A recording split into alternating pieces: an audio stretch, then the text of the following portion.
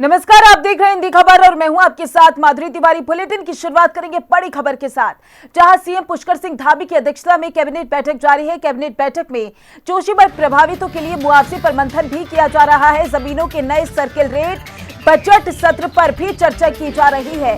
कारागार विभाग की नियमावली पर भी मंथन किया जा रहा है। हाउस टैक्स को सर्किल रेट से जोड़ने की नियमावली पर भी चर्चा की जा रही है। साथ ही आपको बता दें, प्राधिकरणों का दायरा बढ़ाने का भी प्रस्ताव आ सकता है। सूत्रों के हवाले से जानकारी है। परिवहन विभाग की वाहन खरीद नीति के प्रस्ताव पर भी मंथन किया जा रहा है। औद्योगिक विकास विभाग से जुड़े प्रस्तावों पर भी मुहर लग सकती है। बड़ी जानकारी आपके सामने, जहां आपको बता दें, सीएम पुष्कर सिंह धामी की अध्यक्षता में कैबिनेट बैठक जारी है, जिसमें कई अहम प्रस्ताव पेश भी किए जा रहे हैं और कई अहम प्रस्तावों पर चर्चा भी की जा रही है और कई अहम प्रस्तावों पर मुहर भी लग सकती है। तो देखिए, औद्योगिक विकास विभाग से जुड़े हुए प्रस्ताव भी पेश किए जाएंगे इस बैठक में।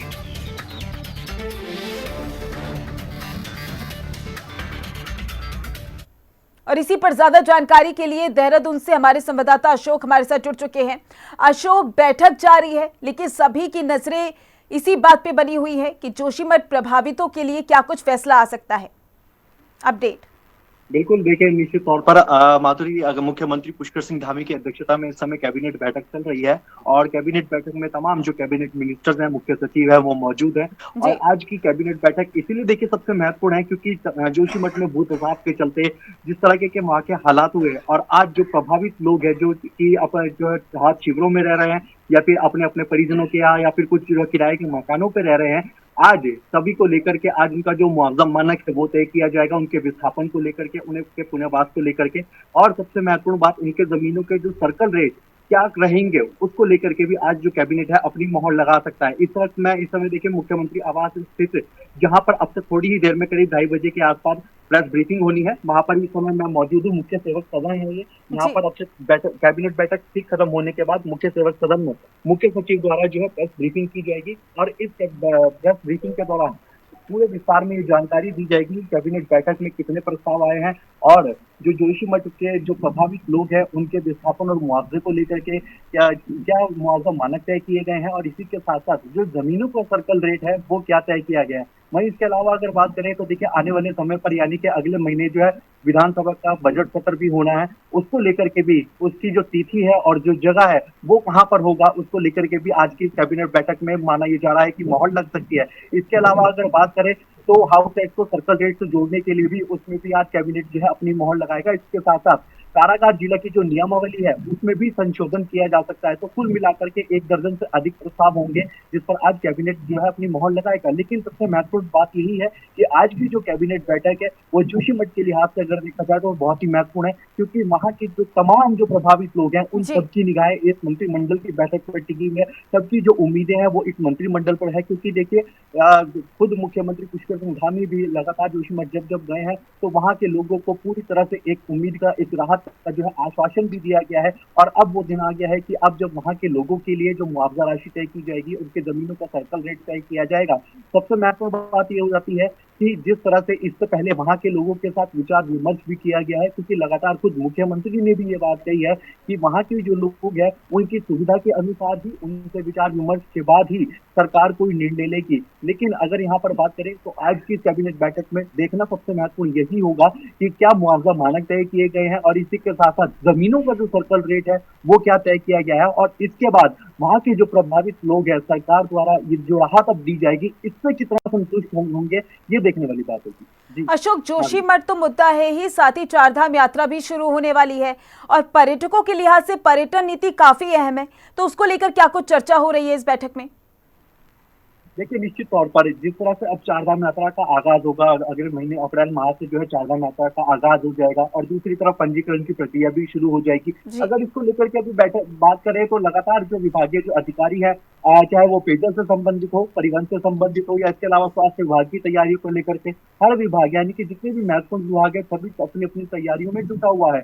लेकिन देखिए सबसे बड़ी बात यही है कि मैंने हमेशा से ही एक बात चारधाम यात्रा शुरू होने से पहले ही कही है कि लगातार चारधाम यात्रा शुरू होने से पहले कई तमाम बड़ी बैठकें की जाती हैं, तमाम तरह की तैयारियां भी की जाती है, लेकिन बावजूद उसके जब चारधाम यात्रा शुरू हो जाती है, उस दौरान जो बड़ी संख्या में जो यात्री हैं या फिर श्रद्धालु जो पहुंचते हैं, कहीं ना कहीं परेशानियों का उनको सामना देखिए जरूर करना पड़ता है। अगर पूर्व की बात करें तो पूर्व में जिस तरह से चारधाम यात्रा हुई थी, लेकिन उस दौरान भी स्वास्थ्य विभाग की अगर यहाँ पर बात करें तो स्वास्थ्य विभाग को लेकर के कई ऐसे सवाल खड़े हुए थे।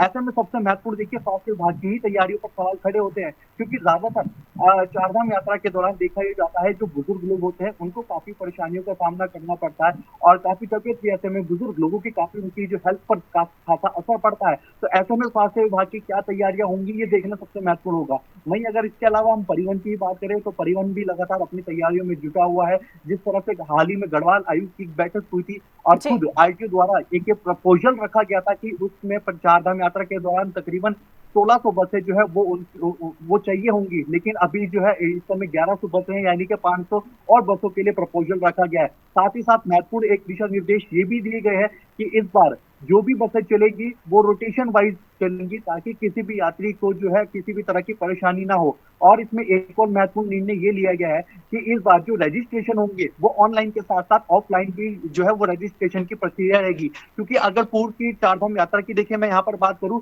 तो ऑनलाइन रजिस्ट्रेशन तो हुए, लेकिन उस दौरान काफी परेशानियां हुई। वो परेशानियां कुछ इस तरीके की थी कि कभी कभी क्या है कि ऑनलाइन रजिस्ट्रेशन की जो साइटें थी वो साइट वर्क नहीं कर रही थी, कभी साइट काम नहीं कर रही थी, कभी नेटवर्क से संबंधित कई परेशानियां थी, और कुछ लोग ऐसे भी होते थे जो ऑनलाइन रजिस्ट्रेशन नहीं कर पाते थे, किसी के पास स्मार्टफोन नहीं होते थे, तो इस तरीके की परेशानियां देखने को मिली थी।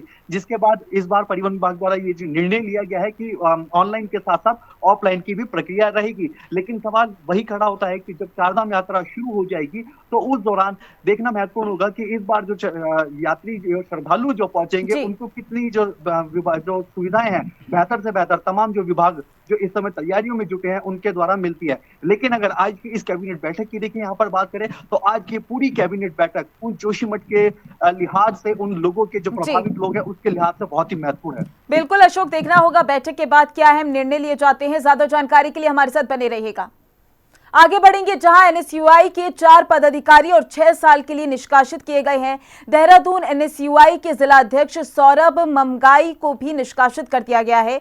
आदित्य बिष्ट, अंकित बिष्ट को भी 6 साल के लिए निष्कासित कर दिया गया है। 4 पदाधिकारी राष्ट्रीय अध्यक्ष के सामने भिड़ गए थे। कार्यकर्ता कार्यक्रम के दौरान एनएसयूआई के 2 गुटों में जोरदार भिड़ंत हुई। मामले में आपसी भिड़ंत का राष्ट्रीय नेतृत्व ने संज्ञान लिया है। बड़ी जानकारी आपके सामने, जहां आपको बता दें एनएसयूआई के पदाधिकारियों और कार्यकर्ताओं के बीच भिड़ंत हो गई, जिसके बाद कई पदाधिकारियों को निष्कासित किया गया है। ये तस्वीरें आपके सामने हैं, जहां आपको बता दें आदित्य बिष्ट को भी निष्कासित किया गया है, अंकित बिष्ट को भी निष्कासित किया गया है 6 साल के लिए। साथ ही ममगाई को भी निष्कासित कर दिया गया है 6 साल के लिए। 4 पदाधिकारी राष्ट्रीय अध्यक्ष के सामने भिड़ गए थे। कार्यकर्ता कार्यक्रम के दौरान एनएसयूआई के 2 गुटों में जोरदार भिड़ंत हुई। मामले में आपसी भिड़ंत की चलते ये संज्ञान लिया गया, उसके बाद ये फैसला लिया गया और 6 पदाधिकारियों को निष्कासित किया गया है 6 साल के लिए। तो 6 साल के लिए एनएसयूआई के पदाधिकारियों को निष्कासित कर दिया गया है। ये बड़ी जानकारी आपके सामने, जहां आपको बता दें एनएसयूआई के पदाधिकारियों और कार्यकर्ताओं के बीच भिड़ंत हो गई, उसके बाद ये फैसला लिया गया। तस्वीरें आपके सामने।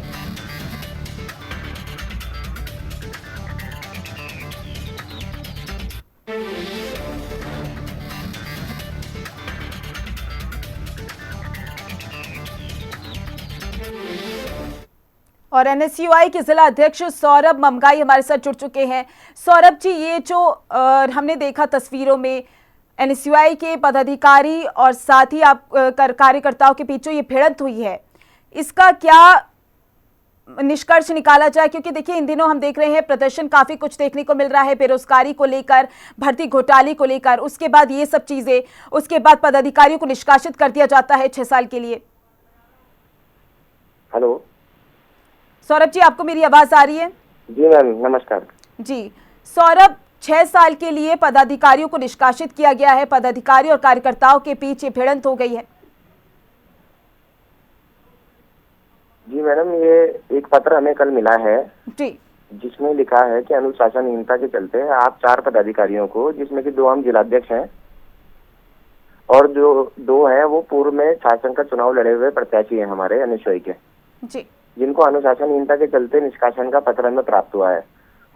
हमारा राष्ट्रीय अध्यक्ष नीरज कुंदन जी जो है हमारे, वो देहरादून आए थे। उनसे सिर्फ इतना पूछना था कि आपने किस प्रक्रिया के तहत यहाँ पे प्रदेश अध्यक्ष का चयन किया है, जी क्योंकि हमारे यहाँ क्या होता है कि मैं खुद चुन करके वर्ष 2018 में खुद चुन करके जिलाध्यक्ष बना हूँ और हम अच्छे से संगठन की प्रक्रिया को समझते हैं और उस प्रक्रिया में हिस्सा भी लेते हैं। तो इन्होंने जो ये नियुक्ति करी है वो गुपचुप तरीके से कर दी है, ना तो उस प्रक्रिया को अपनाया गया है पुरानी, जी ना ही कोई इंटरव्यू कॉल कराए गए, ना ही किसी को सूचना दी, ना ही जो पूर्व में जो कमेटी थी उसको कॉन्फिडेंस में लिया। उनके द्वारा जब देहरादून आगमन हुआ तो देहरादून में मैं जिलाध्यक्ष हूँ, मेरे को भी सूचित नहीं किया गया, यहाँ तक कि उस कार्यक्रम में मुझे बुलाया भी नहीं गया। तो मेरा इतना सा विरोध था कि बस उनसे मैं पूछना चाह रहा था कि आपने किस प्रक्रिया के तहत इसमें चयन किया है अध्यक्ष का, जो कि जिससे कि हम लोग सभी नाराज हैं, जिसको लेकर के हम लोग वहाँ कांग्रेस भवन पहुंचे थे। तभी दूसरी ओर से जो बूथ है, आप यदि आप वो क्लिप दिखाएंगे तो उस क्लिप में यदि आप देखेंगे तो हम छूट छुटाव करते हुए नजर आ रहे हैं। जी जब हम वहाँ अपनी बात को रखने के लिए पहुंचे तो दूसरे लोगों के द्वारा हमें रोका गया। हम अपनी बात को वहाँ पहुंचाना चाहते थे राष्ट्रीय अध्यक्ष जी के पास, लेकिन वो बात वहाँ रखने का मौका ही नहीं मिला पटल पे। हम प्रक्रिया को समझते हैं, ऐसा नहीं है, हम कांग्रेस पार्टी से प्यार करते हैं। एनएसयूआई के लिए मैंने 5 साल काम किया है। तो वो भी तो मतलब ठीक है सौरभ जी, लेकिन हम तस्वीरों में देख रहे हैं कि कार्यकर्ताओं और पदाधिकारी जो कि आपको भी निष्कासित किया गया है, लेकिन ऐसी क्या बात थी कि इतनी बड़ी भिड़ंत हो गई है? तस्वीरों में देख रहे हैं कार्यकर्ता आक्रोशित नजर आ रहे हैं। बिल्कुल मैडम, ये एक तरफा कार्रवाई आप समझ सकते हैं। देख लीजिए, यदि उसमें देखेंगे तो जो विरोध है वो दोनों तरफ से होता है जी। एक तरफ तो कोई झगड़ा होता नहीं है ना, तो ये तो कार्रवाई एक तरफा है। एक तरफा कार्रवाई अगर यदि होगी तो इसको हम राष्ट्रीय नेतृत्व को बताएंगे, आगे जो है जाकर के इस बात को रखेंगे हम कि जो है ये कार्रवाई जो है एक तरफा क्यों की गई है। तो इससे तो स्पष्ट तौर पे ये होता है कि भाई राष्ट्रीय अध्यक्ष जो हो वो इस मामले में शामिल है, या तो उन्होंने गुपचुप तरीके से नियुक्ति कर दी है और हम पूछना चाह रहे हैं तो उसका जवाब नहीं दे रहे। अनुशासनहीनता हमको मालूम नहीं है। हम के संगठन में कितने वर्षों से काम कर रहे हैं, हमें मालूम है क्या अनुशासनहीनता होती है। राष्ट्रीय अध्यक्ष जी को जवाब देना चाहिए कि भाई किस प्रक्रिया के तहत आपने अध्यक्ष बनाया है, और जिस अध्यक्ष को आपने बनाया है लगातार पिछले 3 वर्षों के जो हमारे प्रत्याशी डीएवी कॉलेज के रहे हैं, उन्होंने मेल किए हैं, उन्होंने लिख करके सूचना संगठन को दी है कि भाई इन्होंने हमारे खिलाफ काम किया है, एंटी पोलिंग। हमारा यही तो है कि हम संगठन को कैसे बचाएं। ठीक है सौरभ जी, हमारे साथ जुड़ने के लिए बहुत बहुत शुक्रिया आपका। और इसी पर ज्यादा जानकारी के लिए अशोक भी हमारे साथ लगातार बने हुए हैं। अशोक, 4 पदाधिकारियों को निष्कासित कर दिया गया है। तस्वीरों में साफ साफ देख रहे हैं पदाधिकारियों और कार्यकर्ताओं के बीच जोरदार भिड़ंत देखने को मिली।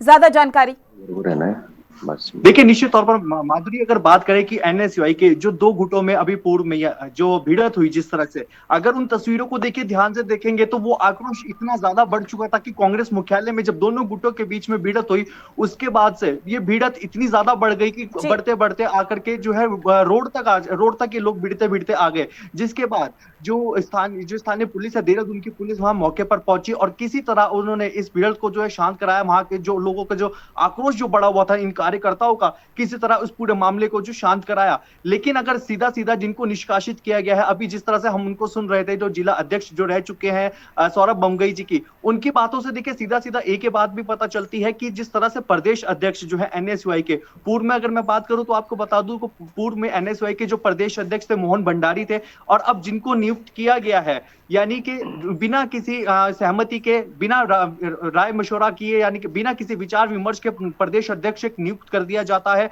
और किसी की सहमति नहीं ली जाती। और दूसरे सबसे बड़ी बात यहाँ पर, जब राष्ट्रीय अध्यक्ष का दौरा होता है, एनएसयूआई के जो राष्ट्रीय अध्यक्ष जब देहरादून पहुंचते हैं, तो भी जो एनएसयूआई के जो कार्यकर्ता हैं या फिर सौरभ बमगई जिनको निष्कासित किया गया है, देहरादून के जिला अध्यक्ष हैं, उनको भी इसकी कोई जानकारी नहीं दी जाती और सीधा सीधा एक प्रदेश अध्यक्ष जो है वो नियुक्त कर दिया जाता है। और जो प्रदेश अध्यक्ष नियुक्त किया गया है उनके ऊपर भी डीएवी का जो सबसे बड़ा कॉलेज है, प्रदेश का सबसे बड़ा कॉलेज, उनमें भी वहां के कुछ छात्रों द्वारा जो नए प्रदेश अध्यक्ष है, नवनियुक्त प्रदेश अध्यक्ष पर कुछ आरोप भी लगाए गए हैं। और वो आरोप ये लगाए गए हैं कि चुनाव के दौरान जो होते छात्र संघ के जो चुनाव होते हैं उस दौरान वो एंटी पोलिंग कराने का काम करते हैं, इस तरीके के आरोप लगाए गए हैं। और इसी के चलते जब ये गुट कांग्रेस मुख्यालय पहुंचा तो दूसरी ओर से जो राष्ट्रीय अध्यक्ष के साथ या फिर दूसरा गुट था, उन्होंने ही कांग्रेस मुख्यालय के गेट पर इनको वहां पर रोका, जिसके चलते चलते जो है ये आपसे पूरी भिड़त हुई। लेकिन अब सबसे बड़ा सवाल ये खड़ा हो जाता है कि जिन 4 सदस्यों को निष्कासित किया गया है, देहरादून के जो जिला अध्यक्ष है, चमोली के जिला अध्यक्ष, इसी के साथ साथ 2 और सदस्यों को जिनको निष्कासित किया गया है,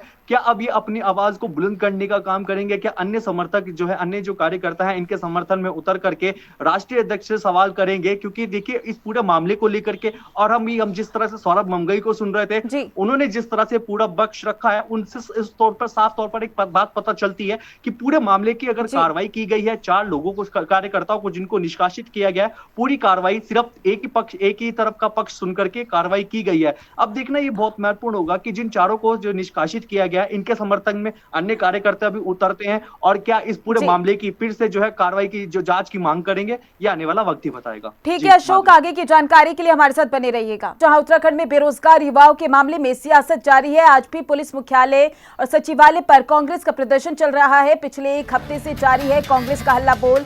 मंगलवार को वादी पक्ष ने मेडिकल रिपोर्ट के लिए वक्त मांगा था। 9 फरवरी को पथराव के मामले में 13 प्रदर्शनकारी गिरफ्तार हुए थे। शहीद स्मारक पर बेरोजगार युवाओं का सत्याग्रह भी जारी है। साथियों की रिहाई भी मांगी जा रही है। साथ ही परीक्षा में गड़बड़ी की सीबीआई जांच की भी मांग की जा रही है। धरने पर बैठे करीब 60 युवाओं पर 144 के उल्लंघन का केस भी दर्ज किया गया है। तो ये बड़ी जानकारी आपके सामने, जहां आपको बता दें 5 दिनों से युवाओं का प्रदर्शन लगातार जारी है। परीक्षा में गड़बड़ी की सीबीआई जांच की मांग भी की जा रही है। धरने पर बैठे करीब 60 युवाओं पर 140 के उल्लंघन पर केस भी दर्ज किया गया है। तो बेरोजगार युवाओं के मामले को लेकर सियासत लगातार जारी है। आज भी पुलिस मुख्यालय और सचिवालय पर कांग्रेस का प्रदर्शन देख रहे हैं। साथ ही पिछले 1 हफ्ते से ये कांग्रेस का हल्ला बोल चल रहा है, और इसी पर ज्यादा जानकारी के लिए हमारे संवाददाता अशोक हमारे साथ लगातार बने हुए हैं। अशोक, आज भी प्रदर्शन जारी है, साथ ही कांग्रेस भी प्रदर्शन कर रही है और सियासत लगातार बढ़ती जा रही है, ज्यादा जानकारी।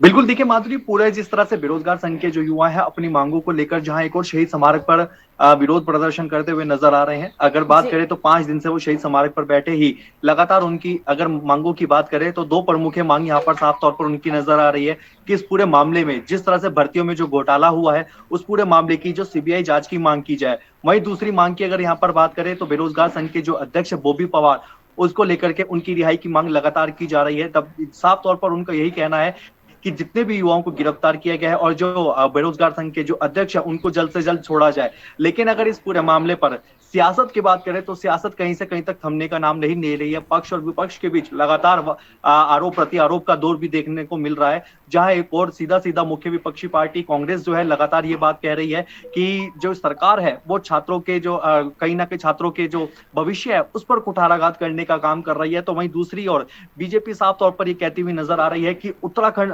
कांग्रेस पार्टी जो है अपनी राजनीति जो जमीन है वो पूरी तरह से खो चुकी है, इसलिए छात्रों के कंधे पर बंदूक रख करके जो है वो कहीं ना कहीं अपनी राजनीति चमकाने का काम ऐसे में कर रही है। लेकिन इन पूरे सब में अगर उन बेरोजगार संघ के जो युवा है उनकी बात करें तो ये किसी राजनीतिक पार्टी से नहीं जुड़े हुए हैं, ये किसी पॉलिटिकल पार्टी से नहीं जुड़े हुए हैं, ये एक स्टूडेंट पावर है। अगर लेकिन इनकी सीबीआई जांच की प्रमुख मांग की बात करें तो सीधा इस पूरे मामले पर पहले ही नैनीताल हाईकोर्ट ये बात कह चुका है कि एसआईटी की जो जांच चल रही है वो पूरी तरह से ठीक है, किसी में उसमें इवन बट के कंडीशन नहीं है। एसआईटी की जांच सही दिशा में जा रही है और जो भी आरोपी इसमें सम्मिलित पाया जा रहा है उसके खिलाफ कार्रवाई भी की जा रही है। तो सीबीआई जांच को लेकर के तो साफ तौर पर एक बात नजर आ जाती है कि अभी तक सीबीआई जांच को लेकर के अब भी इसमें कोई भी निर्णय नहीं लिया जा सकता। लेकिन अगर चाहे यूके ट्रिपल एससी की बात करें या फिर यूके पीएससी की, यूके ट्रिपल एससी की अगर जो जांच अभी तक चल रही है होगा कि कब तक ये प्रदर्शन आगे तक चलता है। ज्यादा जानकारी के लिए बहुत बहुत शुक्रिया आपका। आगे बढ़ेंगे, जहां सैनिक कल्याण बोर्ड ने दिया है 11 लाख का चेक। जोशीमठ के विकास और विस्थापन के लिए दी गई है धनराशि। विकास और विस्थापन के लिए सीएम राहत कोष में दिया गया है चेक। सीएम राहत कोष में गणेश जोशी ने 11 लाख का चेक दिया है। तो ये बड़ी जानकारी आपके सामने, जहां सैनिक कल्याण बोर्ड ने 11 लाख का चेक दिया है और साथ ही जोशीमठ के विकास और विस्थापन के लिए धनराशि दी गई है। विकास और विस्थापन के लिए सीएम राहत कोष में चेक दिया गया है। सीएम राहत कोष में गणेश जोशी ने भी 11 लाख का ये चेक दिया है। तो ये बड़ी जानकारी, जहां बता दें जोशीमठ प्रभावितों के लिए राहत कोष में 11 लाख का चेक दिया गया है। वहीं हरिद्वार के भेल सेक्टर 4 में स्थित केंद्रीय विद्यालय में कक्षा 1 से प्रवेश शुरू कराए जाने की मांग की जा रही है, जिसको लेकर अभिभावक और बच्चे सड़कों पर उतरकर विरोध प्रदर्शन कर रहे हैं और केंद्रीय विद्यालय से BHEL कारखाने के मेन गेट तक विरोध मार्च निकाला। उसके बाद भेल महाप्रबंधक मानव संसाधन को ज्ञापन भी सौंपा। बता दें कि केंद्रीय विद्यालय BHEL में लगातार दूसरे साल कक्षा 1 में प्रवेश बंद है। इसे लेकर अभिभावकों में आक्रोश है। पिछली 9 फरवरी को केंद्रीय विद्यालय के गेट पर विरोध प्रदर्शन किया गया था, लेकिन कोई सुनवाई नहीं हुई।